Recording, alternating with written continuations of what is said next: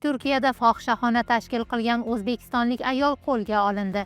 Tashkilotchi qamalda, qolganlari deportatsiya qilindi. Turkiyaning Manisa viloyatiga qarashli Salihli tumanida fohishga qarshi reyd o'tkazildi. Tezkor tadbir davomida 3 nafar xorijlik fuqarolar qo'lga olindi deya xabar bermoqda Turk nashrlari. Mahalliy nashrlarga ko'ra, qo'lga olinganlar O'zbekiston va Qirg'iziston fuqarolaridir.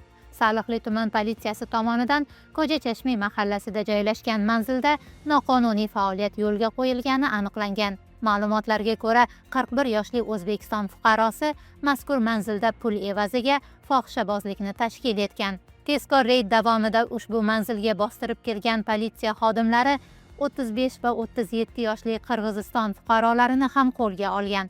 Aniqlanishicha, ular fohishalik faoliyatiga jalb etilgan.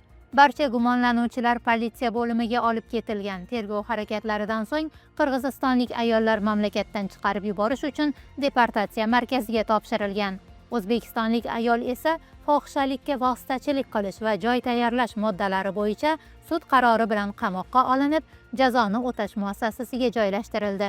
Hodisa yuzasidan tergov ishlari davom etmoqda.